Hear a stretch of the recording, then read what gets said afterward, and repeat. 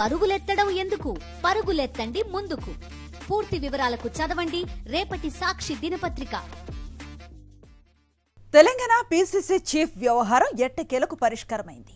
CM Revanth Reddy స్థానంలో పీసీసీకి మరొకరిని నియమించడానికి ఢిల్లీ చర్చలు సఫలమయ్యాయి. సీఎం రేవంత్ రెడ్డి హస్తినలో కాంగ్రెస్ పెద్దలతో చర్చించారు. పీసీసీ చీఫ్ ఎంపికతో పాటు మంత్రివర్గ విస్తరణ, నామినేటెడ్ పోస్టుల వ్యవహారం కూడా తేలిపోతుందని అంటున్నారు. ఈ పదవుల భర్తీపై ఇప్పటికే అనేక సార్లు చర్చలు జరిపారు. పదవుల కోసం ఎదురు చూస్తున్న ఆశావాహులెవరు? Watch the story.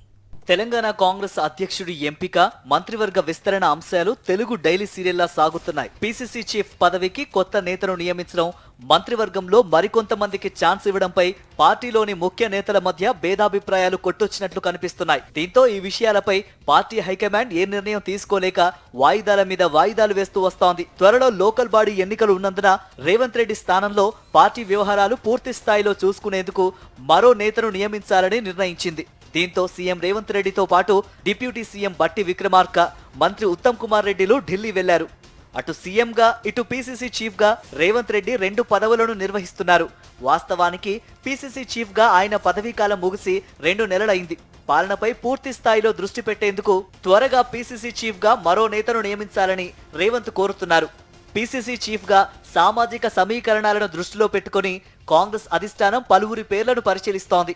ఈ పదవిని బీసీ లేదా ఎస్సీ ఎస్టీ వర్గాలకు ఇవ్వాలనే ఆలోచనలో ఉందని చెబుతున్నారు.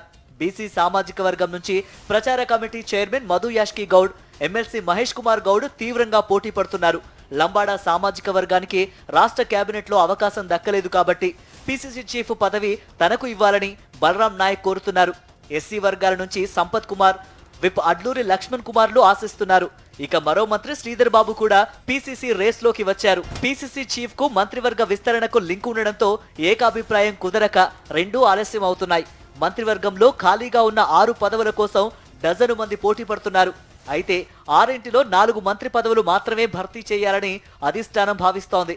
2 బెర్తులను ఖాళీగానే ఉంచి మిగతా సమీకరణాలను పరిగణలోనికి తీసుకుని భర్తీ చేయాలని ఆలోచన చేస్తోంది. దీంతో ఈ 4 బెర్తులను భర్తీ చేయడం కాంగ్రెస్ హైకమాండ్కు తలనొప్పిగా మారింది.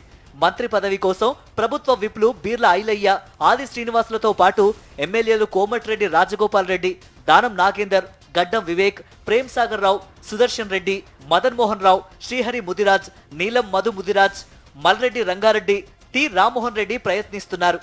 తెలంగాణ పీసీసీతో పాటు దేశవ్యాప్తంగా పలు రాష్ట్రాలకు పీసీసీ చీఫ్లుగా కొత్త వారికి బాధ్యతలు అప్పగించాలని కాంగ్రెస్ హైకమాండ్ నిర్ణయించింది. తెలంగాణ అంశం ఎంతకు కొలిక్కి రాకపోవడంతో పార్టీ అధిష్టానం కూడా అసహనంగా ఉంది.